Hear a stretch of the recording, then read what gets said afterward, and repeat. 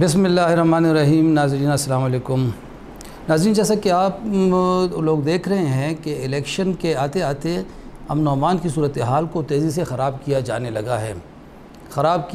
لگا ہے کہ الفاظ اس لیے استعمال کیے جا رہے ہیں کہ صاف محسوس ہو رہا ہے کہ کچھ نادیدہ قوتیں یہ نہیں چاہتی کہ پاکستان میں سیاسی استحکام آئے۔ کچھ تو بدقسمتی سے گزشتہ سال اپریل میں جب پاکستان تحریک انصاف کی حکومت کے خلاف تحریک عدم اعتماد کامیاب ہوئی تھی، اس وقت سے لے کے آج تک ملک میں سیاسی عدم استحکام ہے، اور اب جب مستقبل میں الیکشن کے بعد استحکام کی کوئی امید نظر آنے لگی ہے، تو اب یہ کوشش کی جانے لگی ہے کہ پاکستان میں الیکشن یا تو نہ ہوں یا یہ ماضی کے 2 الیکشنز کی طرح خونی الیکشن ثابت ہوں۔ سیاسی قوتوں کو ڈرایا جا رہا ہے اور سیاسی اجتماعات کو نشانہ بنانے کی ابتدا ہو چکی ہے۔ گزشتہ دنوں جو کچھ باجوڑ میں ہوا، جس طرح جمعیت علماء اسلام کے ایک ورکرز کنونشن کو نشانہ بنایا گیا خودکش حملے کے ذریعے، خودکش حملاور نے جس طرح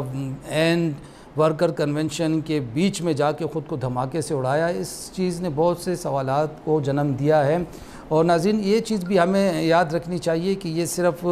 کسی سیاسی قوت کو ڈرانے کی کوشش نہیں ہے، یہ پاکستان کے جو دوست ہیں ان کو بھی بدظن کرنے کی ایک کوشش ہے۔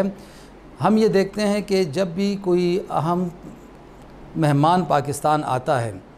تو کوئی نہ کوئی ناپسندیدہ، کوئی نہ کوئی ناخوشگوار واقعہ رونما ہوتا ہے، اور اگر آپ ٹائمنگ کو دیکھ لیں تو جس وقت چینی نائب وزیر اعظم کا طیارہ اتر رہا تھا، اسی وقت باجوڑ میں خودکش حملاور اپنے آپ کو اڑا رہا تھا۔ یہ چین کو ایک میسج دینے کی کوشش کی گئی ہے کہ تم جس ملک میں سرمایہ کاری کے لیے آ رہے ہو، جو سی پیک کو چلانے کی کوشش کر رہے ہو، پاکستان کے ذریعے خود کو دنیا کے ساتھ ایک جوڑنے کی جو کوشش میں مصروف ہو، تو یہ چیز کامیاب نہیں ہو سکتی۔ اس ملک میں عدم استحکام ہے اور ہم جب چاہیں اس صورتحال کو اپنی مرضی کے مطابق چلا سکتے ہیں، سبوتاژ کر سکتے ہیں۔ ظاہر ہے مہمانوں نے بھی کچھ سوچا ہوگا۔ یہ سرکاری ذرائع یہ کھل کے کہتے ہیں کہ چین بار بار پاکستان پہ یہ زور دیتا آیا ہے اور اب بھی دے رہا ہے کہ سی پیک کی کامیابی کے لیے، تمام منصوبوں کی کامیابی کے لیے، معاشی استحکام کے لیے اس ملک میں، اس خطے میں، اس علاقے میں، ہمارے صوبے میں، قبائلی اضلاع میں سیاسی عدم استحکام کو ختم کرنا ہوگا، یہاں پہ استحکام لانا ہوگا۔ استحکام کے لیے پھر آپ کو سیاسی استحکام کے ساتھ ساتھ معاشی استحکام، اور معاشی استحکام کے ساتھ ساتھ پھر آپ کو امن و امان کی صورتحال بھی بہتر بنانی ہوگی۔ اگر ہم بات کریں گزشتہ 1 سال کے دوران، تو جس تیزی کے ساتھ حالات خراب ہوئے ہیں اس کا اندازہ اس عمر سے لگایا جا سکتا ہے۔ سی ٹی ڈی کی ایک رپورٹ ہے کہ جس کے مطابق گزشتہ 1 سال میں دہشت گردی کے مختلف نوعیت کے 667 واقعات رپورٹ ہوئے ہیں۔ 667، اگر اس کو ہم دیکھیں تو غالباً ہر روز 2 واقعات آپ اس کو اوسطاً لے سکتے ہیں، ہر روز 2 واقعات ہو رہے ہیں۔ اور اگر ہم اپنے صوبے کی بات کریں تو 1 سال کے دوران 18 خودکش دھماکے ہوئے ہیں، جو گزشتہ کئی سال سے رکے ہوئے تھے،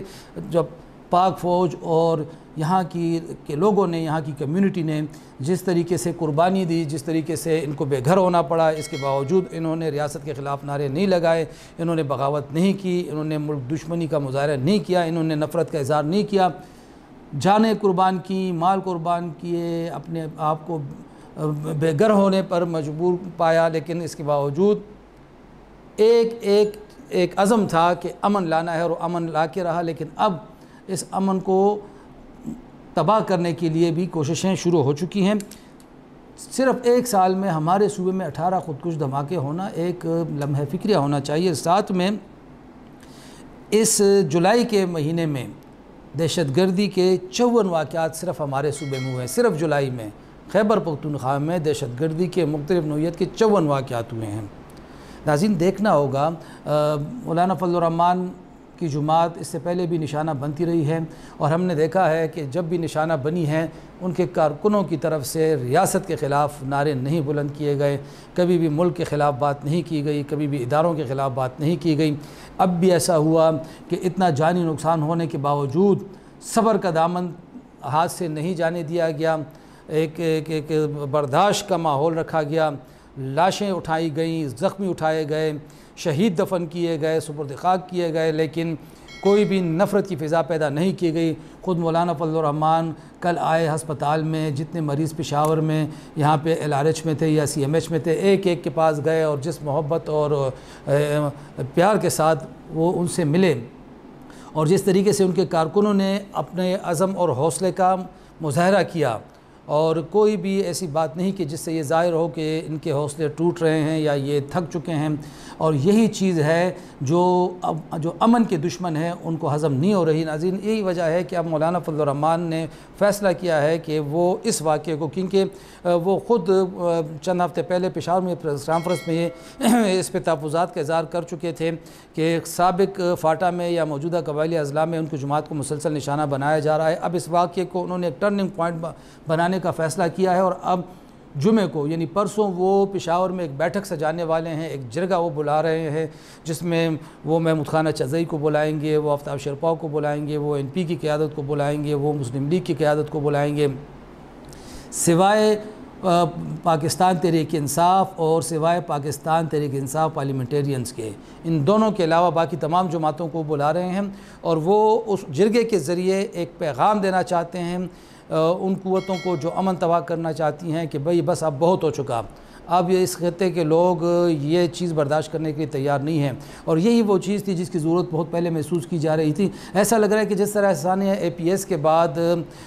پوری سیاسی قیادت جمع ہوئی تھی اور ایک نیشنل ایکشن پلان ترتیب دیا گیا تھا، اب لگتا ہے کہ مولانا فضل الرحمان کم از کم پختون قیادت کو خیبر پختونخوا کے حوالے سے ایک میز پر لانے کے لیے سرگرم ہو چکے ہیں، اور میرے خیال میں ناظرین یہی موقع ہے، کیونکہ اگر اس وقت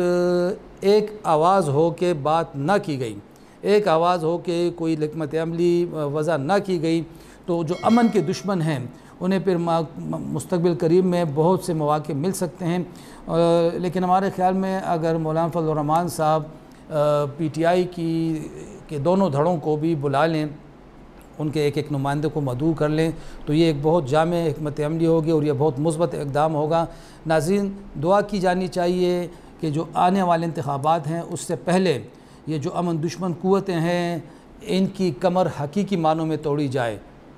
اس طرح نہیں جس طرح ماضی میں بار بار ان کی کمر توڑی جاتی رہی ہے، لیکن پتہ نہیں وہ کس ڈاکٹر کے پاس سے علاج کر کے آ جاتے ہیں اور ان کی کمر چند ہفتے میں ٹھیک ہو جاتی ہے۔ اب یہ کمر توڑنے کے لیے اداروں کو،